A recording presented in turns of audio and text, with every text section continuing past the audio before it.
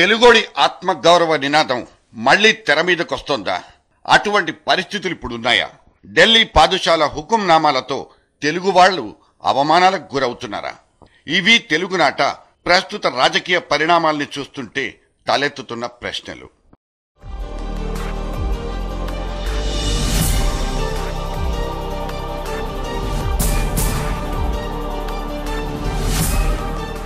ముప్పై ముగ్గురు ఎంపీలను ఢిల్లీకి పంపి యూపీఏ ప్రభుత్వానికి రెండోసారి ఊపిరిపోసిన వైఎస్ రాజశేఖర రెడ్డి కేంద్ర మంత్రివర్గంలో పనికిమాలిన పదవుల్ని మన వాళ్లకు కట్టబెట్టినా ఆయన కిక్కురుమనలేదు. పైగా తనకు రాష్ట్రంలో ఫ్రీ హ్యాండ్ ఇస్తే అంతే చాలనుకున్నారు ఆయన. ప్రతిసారి బ్లాక్ మెయిల్ చేసో భయపెట్టో కీలక పదవుల్ని కొట్టేసుకుపోతున్న కరుణానిధి, మమతా బెనర్జీ, శరద్ పవార్ వంటి వాళ్లతో పోల్చుకుంటే మన రాష్ట్ర కాంగ్రెస్ వాళ్లు బాగా వెనకపడిపోయినట్లే. అదేదో సంకీర్ణ ధర్మం ప్రకారం ప్రభుత్వాన్ని ఏర్పాటు చేసుకోవడానికి సహకరించిన పార్టీలకు కీలకమైన పదవులు కట్టబెట్టాల్సిందే కదా అన్నది సోనియా, మన్మోహన్ల వాదన. అయితే ఈ వాదన ఆసరాగా అన్ని విషయాల్లోనూ ఆంధ్రప్రదేశ్కు మొండిచేయి చూపిస్తోందన్నది మాత్రం ఖచ్చితమైన నిజం.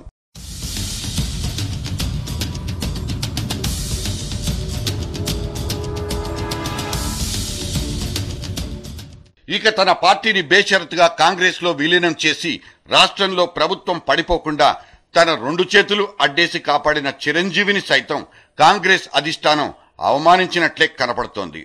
ప్రజారాజ్యం పార్టీ విలీనానికి ఎలక్షన్ కమిషన్ సైతం పచ్చజెండా ఊపేసి చాలా కాలమే అయినా ఆ పార్టీ అధినేతతో సహా ఎమ్మెల్యేలకు చేసింది మాత్రం శూన్యమే.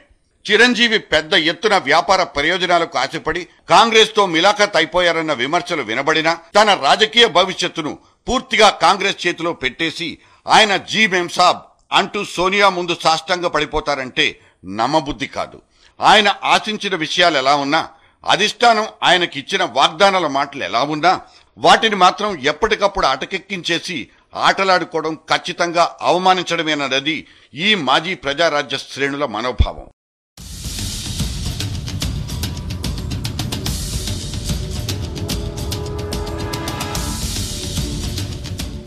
చిరంజీవి సంగతి అలా ఉంచితే కాంగ్రెస్ ఎంపీలది మాత్రం అత్యంత విషాద కథనం. రాష్ట్రంలో వీళ్లకు వీసమెత్తు విలువ కూడా లేదు. గతంలో అధికార పార్టీ ఎంపీ అంటే ఇక్కడున్న కార్యకర్తలకు, నాయకులకు బోలెడంత గౌరవం.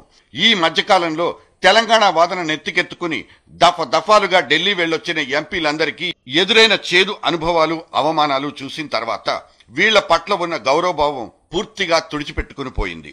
దీంతో పాటు ఈ ఎంపీలు గట్టిగా రాష్ట్రానికి ఒకటంటే ఒక్క ప్రాజెక్ట్ అయినా సాధించలేకపోవటం, ఉన్న ప్రాజెక్టులకు నిధుల్ని సమీకరించలేకపోవడం ఒక పెద్ద వైఫల్యం.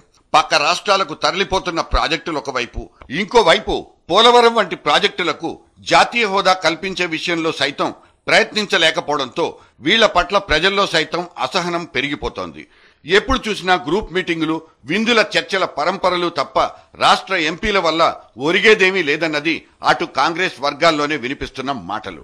ఇదిలా ఉంటే ముళ్లపెరియార్ వివాదంలో తమ రాష్ట్ర ప్రయోజనాలు దెబ్బతింటాయనే ఐక్య నినాదంతో బద్ధశత్రులైన డిఎంకే, అన్నా డిఎంకే పార్టీలు కూడా పోరాడుతున్న వైనాల్ని చూసైనా రాష్ట్ర రాజకీయ పార్టీలు కలిసి ఉండలేకపోవడం కలిసివేసే విషయం.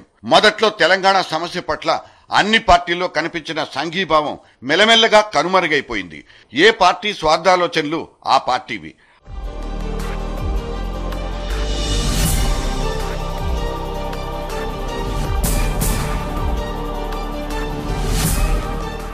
అధికార పార్టీ ఎంపీల సంగతలా ఉంచితే ప్రతిపక్ష పార్టీ, ప్రధాన రాజకీయ పక్షమైన తెలుగుదేశం కూడా తమ ఎంపీల వ్యవహార శైలిని పెద్దగా పరిగణలోకి తీసుకున్నట్లు కనిపించదు. లోక్సభ ఎంపీలది ఒక శైలైతే ఇక ఆ పార్టీ ఏరికోరి రాజ్యసభకు ఎంపిక చేసిన ఎంపీల వ్యవహార శైలి విమర్శల పాలైపోతోంది. సొంత వ్యాపార ప్రయోజనాలు, లాబీయింగ్లతోనే వాళ్ల పదవీ కాలాలు పూర్తయిపోతున్నాయి. ఎప్పుడైనా తమ నాయకుడు ఢిల్లీ వెళ్తే ఆయనకు అపాయింట్మెంట్లు ఫిక్స్ చేసే విషయంలో తప్ప ఆయా ఎంపీలు తమ నియోజకవర్గాలకు చేసింది కూడా పెద్దగా ఏమీ లేదనేది ఆ పార్టీ వర్గాలే విమర్శిస్తున్నాయి. ఈ ఎంపీల నిర్వేదాన్ని కూడా పరిగణలోకి తీసుకోవాల్సిందే. మన రాష్ట్రం అంటే ముందు నుంచి చిన్నచూపు చూసే కాంగ్రెస్ అధిష్టాన వైఖరే అసలీ సమస్యలన్నిటికీ మూల కారణమని ఒకరిద్దరు ఎంపీలు ఆవేదన వెళ్లగక్కారు. ప్రాధాన్యాల విషయంలో కూడా మనల్ని పూర్తిగా పక్కన పెట్టేయడానికి కారణం వివిధ కీలక హోదాల్లో మన రాష్ట్రానికి సంబంధించిన అధికారులు లేకపోవటం, ఉన్నా వాళ్లు తమ సొంత రాష్ట్ర ప్రయోజనాల పట్ల ఆసక్తి చూపించకపోవడం వంటి కారణాలు ప్రతిబంధకాలుగా మారిపోతున్నాయి.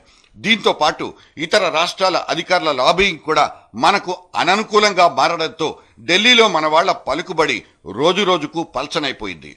ఇక వీటన్నింటితో పాటు రాష్ట్రంలో విభజనవాదం ఉందన్న సాకుతో ఏ ప్రాంతానికి ఏ ప్రాజెక్టు కేటాయిస్తే ఎటువంటి ఇబ్బందులు వస్తాయోనంటూ వాదనలు లేపి ఎటువంటి నిర్ణయాలు తీసుకోకుండా వాయిదాలు వేయడము తరచూ జరుగుతోందని చెప్తున్నారు. అవసరానికి ఆదుకోవడానికి ఎప్పుడు కావాలంటే అప్పుడు రాజ్యసభకు పంపడానికి మన రాష్ట్ర కాంగ్రెస్ బలం కావాలి.